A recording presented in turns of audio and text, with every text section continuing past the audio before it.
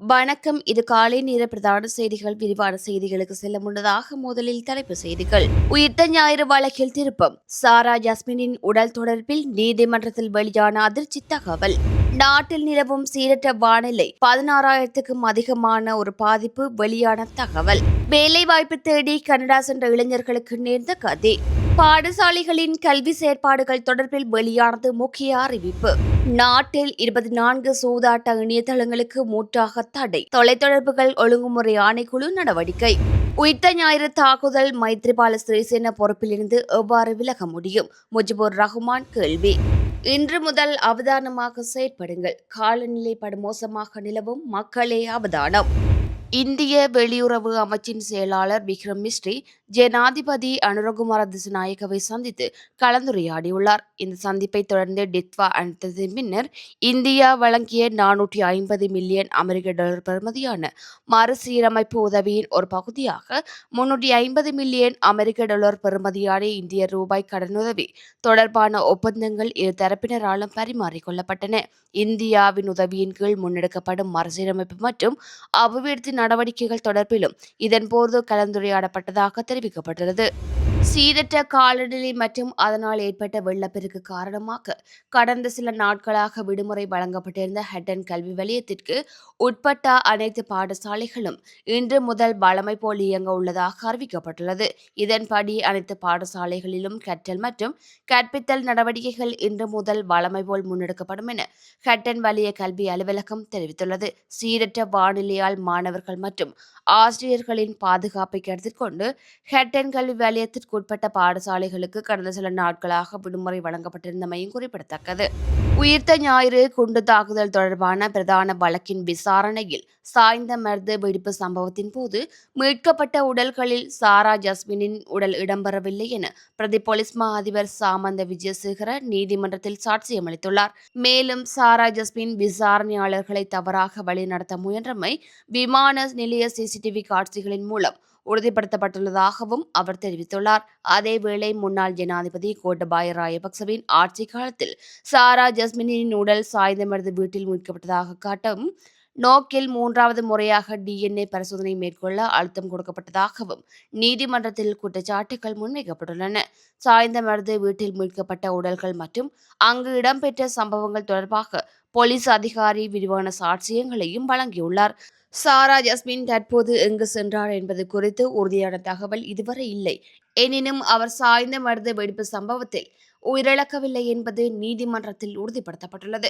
மேலும் சம்பவம் இடம்பெற்ற வீட்டிற்கு ஜக்ரானின் குடும்பத்தினர் 2 மோட்டார் சைக்கிள்கள் மற்றும் ஒரு வேனில் வந்திருந்ததாக விசாரணைகளில் தெரிய வந்துள்ளது.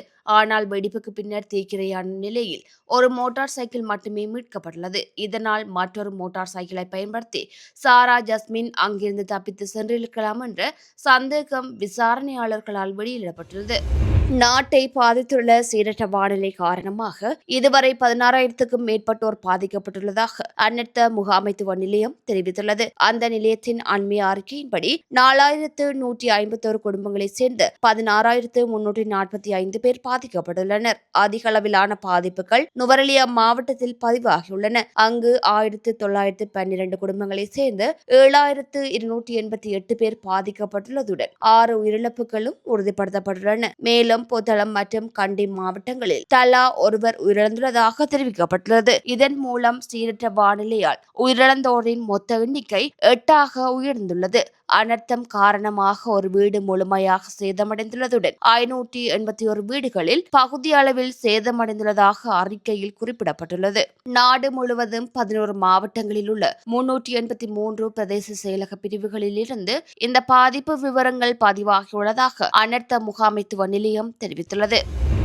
கனடாவில் வேலைவாய்ப்பு வழங்குவதாக கூறி 3 வடக்கு இளைஞர்களை எத்தியோப்பியாவுக்கு அழைத்து சென்று கடத்த முற்பட்ட ஆழ்கடத்தல் வலையமைப்புடன் தொடர்புடைய பிரதான சந்தேக நபர் ஒருவர் குற்றப்புலனாய்வு திணைக்களத்தினால் கைது செய்யப்பட்டுள்ளார். சம்பவம் தொடர்பில் மேலும் தெரிய வருகையில் கிளிநொச்சி பிரதேசத்தை சேர்ந்த ஒருவரின் ஆலோசனையின் பெயரில் துபாய் ஊடாக எத்தியோப்பியாவுக்கு 3 அழைத்து செல்லப்பட்டுள்ளனர். இவர்கள் சர்வதேச ஒழுங்கமைக்கப்பட்ட குற்ற கும்பல் ஒன்றினால் எத்தியோப்பியாவில் வைத்து கடத்தப்பட்டிருந்ததுடன் இது தொடர்பில் முறைப்பாடு ஒன்று கடந்த மே மாதம் 27 பதிவாகியிருந்தது. குறித்த சந்தேக நபர் பாதிக்கப்பட்டவர்களிடமிருந்து சுமார் 64 லட்சம் ரூபாய் பணத்தை பெற்றதாகவும் கடத்தப்பட்டவர்களை மீட்க வேண்டும் என கூறி பாதிக்கப்பட்டவர்களின் உறவினர்களிடமிருந்து சுமார் 20 மில்லியன் ரூபாய் பணத்தையும் பெற்றுக் கொண்டதாக விசாரணைகளில் வெளிப்படுத்தப்பட்டுள்ளது.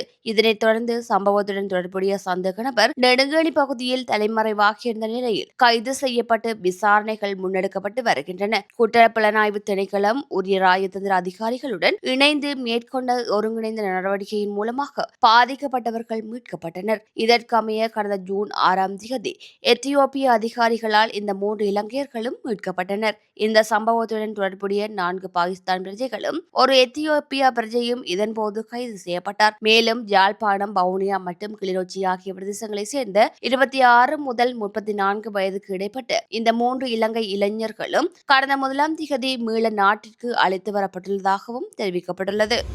உயிர்த்த ஞாயிறு குண்டு தாக்குதல் இடம்பெற்ற போது பாதுகாப்பு அமைச்சராகவும் முப்படைகளின் பிரதான பொறுப்பாளராகவும் ஸ்ரீசேன இந்த சம்பவம் தொடர்பான பொறுப்புகளிலிருந்து எவ்வாறு விலக முடியும் என நாடாளுமன்ற உறுப்பினர் முஜிபுர் ரஹ்மான் கேள்வி எழுப்பியுள்ளார். நேற்றைய தினம் இடம்பெற்ற நாடாளுமன்ற அமர்வில் அவர் இதனை தெரிவித்துள்ளார். உயிர்த்த ஞாயிறு தாக்குதலை தடுக்க தவறியதாக குற்றம் சுமத்தப்பட்ட முன்னாள் போலீஸ் மா அதிபர் பூஜித் ஜெயசுந்தரம் மற்றும் முன்னாள் பாதுகாப்பு அமைச்சின் செயலாளர் ஹேமஸ்ரீ பெர்னாண்டோ ஆகியோருக்கு எதிராக நீதிமன்றம் தீர்ப்பு வழங்கியுள்ள நிலையில் சம்பவம் தொடர்பில் மேலும் பலருக்கு எதிராக நடவடிக்கை எடுக்க வேண்டியிருந்ததாக அவர் தெரிவித்துள்ளார். 2019 வெளியிடப்பட்ட விஜித மலல்கோட அறிக்கையில் 14 பேருக்கு எதிராக வழக்கு தொடர பரிந்துரைக்கப்பட்டிருந்த போதிலும் அதில் குறிப்பிடப்பட்ட அனைவருக்கும் எதிராக நடவடிக்கை எடுக்கப்படவில்லை என அவர் சுட்டிக்காட்டினார். மேலும் உயிர்த்த ஞாயிறு தாக்குதல் தொடர்பாக பாதிக்கப்பட்ட தரப்பினரால் தாக்கல் செய்யப்பட்ட வழக்கில் முன்னாள் ஜனாதிபதி மைத்ரிபால சிறிசேன, அரசு புலனாய்வு பிரிவின் முன்னாள் பிரதானி நிலந்த ஜெயவர்தன உள்ளிட்டோர் பிரதிவாதிகளாக குறிப்பிடப்பட்டிருந்ததாகவும் அவர் தெரிவித்துள்ளார். அந்த வழக்கில் மைத்ரிபால சிறிசேன மற்றும் பூஜித் ஜெயசுந்தர ஆகியோருக்கு நஷ்ட ஈடு செலுத்த உத்தரவிடப்பட்டிருந்த நிலையில் பின்னர் இடம்பெற்ற வழக்குகளில் மைத்ரிபால சிறிசேன மற்றும் நிலந்த ஜெயவர்தன ஆகியோர் இணைக்கப்படாதமை குறித்து அவர் கேள்வி எழுப்பியுள்ளார். சட்டமா அதிபர் திணைக்களம் தனது கடமைகளை உரிய முறையில் நிறைவேற்றவில்லை என குற்றம் சாட்டிய முஜிபுர் ரஹ்மான் உயிர்த்த ஞாயிறு தாக்குதலின் பின்னணியில் உள்ள பிரதான சூத்திரதாரிகளை கண்டறிய வேண்டும் என்றும் அவர் வலியுறுத்தினார். அடுத்த 2 வருடங்களுக்குள் நாட்டில் டெங்கு நோயை முழுமையாக ஒழிப்பதை இலக்காக கொண்டு திட்டமிடப்பட்ட தேசிய திட்டம் ஒன்று நடைமுறைப்படுத்தப்பட வேண்டும் என சுகாதாரம் மற்றும் ஊடகத்துறை அமைச்சர் நலிந்த ஜெயதிச தெரிவித்துள்ளார். அதிக அவதானம் மிக்க சுகாதார வைத்திய அதிகாரி பிரிவுகளில் தற்போதைய டெங்கு நிலையை மீளாய்வு செய்வதற்கும் நுளம்பு கட்டுப்பாட்டு திட்டங்களை வலுப்படுத்துவதற்கும் கொழும்பு தேசிய மருத்துவமனையில் நேற்று நடைபெற்ற விசேட கலந்துரையாடலின் போதே அமைச்சர் இதனை தெரிவித்துள்ளார். முந்தைய டெங்கு கட்டுப்பாடு நடவடிக்கைகளில் காணப்பட்ட குறைபாடுகளை அடையாளம் காணுதல், அதிக அவதானமிக்க பகுதிகளை கண்டறிதல், கூட்டுறவு கட்டுப்பாட்டு நடவடிக்கைகளை முன்னெடுத்தல், தொழில்நுட்ப ஆதரவை விரிவுபடுத்தல், சிகிச்சை சேவைகளை வலுப்படுத்தல் மற்றும் டெங்கு தொடர்பான மரணங்களை குறைத்தல் ஆகிய விடயங்கள் குறித்து இந்த கலந்துரையாடலில் அவதானம் செலுத்தப்பட்டது.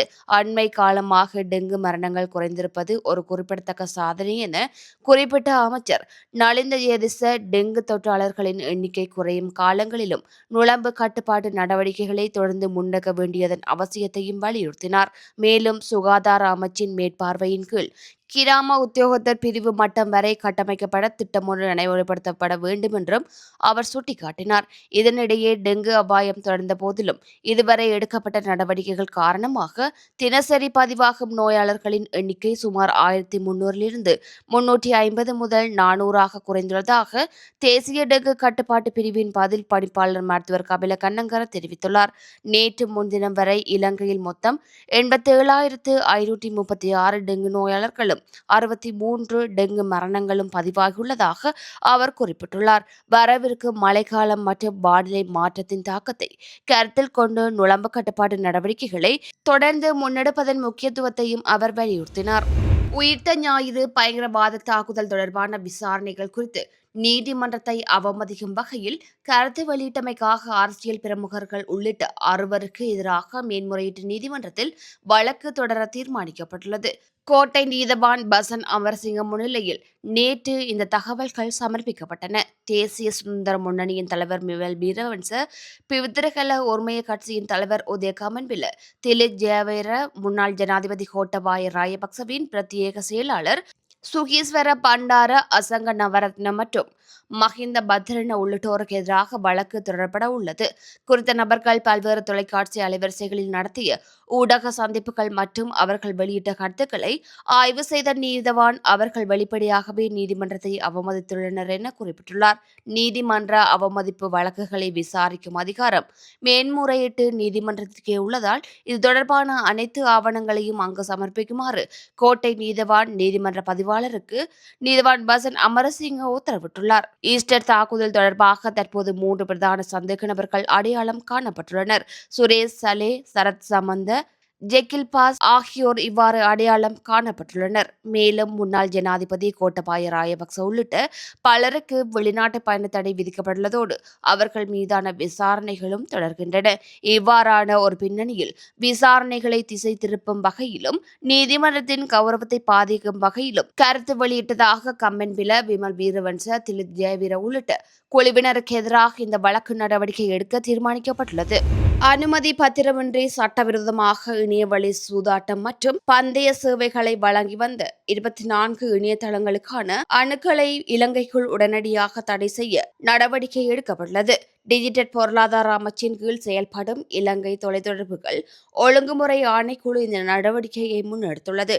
நிதி திட்டமிடல் மற்றும் பொருளாதார அபிவிருத்தி அமைச்சின் கீழ் இயங்கும் சூதாட்ட விளையாட்டுகள் ஒழுங்குமுறை அதிகார சபையின் அறிவுறுத்தலுக்கு அமைய 17ஆம் இலக்க சூதாட்ட விளையாட்டுகள் ஒழுங்குமுறை அதிகார சபை சட்டத்தின் ஏற்பாடுகளின் கீழ் இந்த தீர்மானம் எட்டப்பட்டுள்ளது. குறித்த சட்டத்தின் 15, 16 மற்றும் 18ஆம் பிரிவுகளின் கீழ் செல்லுபடியாகும் அனுமதி பத்திரமின்றி இணையவழி சூதாட்டம் சேவைகளை நடத்துவதும் அவற்றை விளம்பரப்படுத்துவதும் 44ஆம் பிரிவின் கீழ் குற்றமாக கருதப்படுவதாக அதிகார சபை தெரிவித்துள்ளது. இதனை அடுத்து இந்த 24 சட்டவிரோத இணையதளங்களை இலங்கைக்குள் இருந்து அணுகுவதை தடுக்கும் வகையில் அனைத்து தொலைத்தொடர்பு சேவை வழங்குநர்களுக்கும் இலங்கை தொலைத்தொடர்புகள் ஒழுங்குமுறை ஆணைக்குழு தேவையான அறிவுறுத்தல்களை வழங்கியுள்ளது. வெலிக்கடை சிறைச்சாலையில் உயிரிழந்த குட்டிமணி மற்றும் தங்கதுரை ஆகியோருக்கு பல்வடித்துறையில் சிலை அமைப்பதை தடுக்கும் வகையில் பருத்தித்துறை நீதிவான் நீதிமன்றம் பிறப்பித்திருந்த தற்காலிக தடை உத்தரவு நேற்று நீக்கப்பட்டுள்ளது. குறித்த சிலை அமைப்பு தொடர்பில் பல்வடித்துறை நகரசபை முன்னாள் உபதவிசாளரும் ஏற்பாட்டாளருமான கந்தசுவாமி சதீஷுக்கு எதிராக பல்வெட்டித்துறை காவல்துறையினர் கடந்த ஜூலை 22ஆம் தேதி வழக்கு தாக்கல் செய்திருந்தனர். இந்த வழக்கு விசாரணையின் போது மேலதிக ஆதாரங்களை சமர்ப்பிப்பதற்கு காவல்துறையினர் 14 நாட்கள் கால அவகாசம் கோரியிருந்தனர். எனினும் குற்றவியல் நடைமுறை சட்டத்தின் 106ஆம் பிரிவின்படி தற்காலிக தடை உத்தரவை 14 நாட்களுக்கு மேல் நீடிக்க முடியாது என நீதிமன்றத்தில் சுட்டிக்காட்டப்பட்டது. இதனையடுத்து வழங்கப்பட்ட கால அவகாசத்திற்குள் காவல்துறையினர் போதுமான ஆதாரங்களையோ ஆவணங்களையோ சமர்ப்பிக்காத காரணத்தினால் முன்னர் பிறப்பிக்கப்பட்டிருந்த தற்காலிக தடை உத்தரவை பருத்தித்துறை நீதிவான் நீதிமன்றம் நேற்று நீக்கியுள்ளது. இதன் மூலம் குட்டிமணி மற்றும் தங்கத்துறை ஆகியோருக்கு சிலை அமைப்பதற்கு விதிக்கப்பட்டிருந்த நீதிமன்ற தடை நீக்கப்பட்டுள்ளதாக தெரிவிக்கப்பட்டுள்ளது. நிலவி வரும் தீவிர தென்மேற்கு பருவப்பெயர்ச்சி காரணமாக நாட்டின் பல பகுதிகளில் தற்போது காணப்படும் மழை மற்றும் காற்று நிலைமையில் அதிகரிப்பு இன்று முதல் எதிர்வரும் சில நாட்களுக்கு எதிர்பார்க்கப்படுவதாக வளிமண்டலவியல் திணைக்களம் தெரிவித்துள்ளது. இதற்கமைய மேல் மற்றும் சப்ரகம மாகாணங்களிலும் கண்டி, நுவரெலியா, காலி மாவட்டங்களின் சில இடங்களிலும் 100 மில்லிமீட்டருக்கும் அதிகமான பலத்த மழை வீழ்ச்சி பெய்யக்கூடும் என திணைக்களம் தெரிவித்துள்ளது. அம்பாறை, மட்டக்களப்பு மற்றும் மொனராகலை ஆகிய மாவட்டங்களில் பிற்பகல் 2 மணிக்கு பின்னர் சில இடங்களில் மழையோ அல்லது இடியுடன் கூடிய மழையோ பெய்யக்கூடும் என திணைக்களம் சுட்டிக்காட்டியுள்ளது. இடியுடன் கூடிய பலத்த மழையின் போது ஏற்படக்கூடிய தற்காலிக பலத்த காற்று மற்றும் மின்னல் தாக்கங்களினால் ஏற்படக்கூடிய விபத்துகளை குறைப்பதற்கு தேவையான முன்னெச்சரிக்கை நடவடிக்கைகளை எடுக்குமாறு பொதுமக்கள் கேட்டுக் கொள்ளப்படுகின்றார்கள்.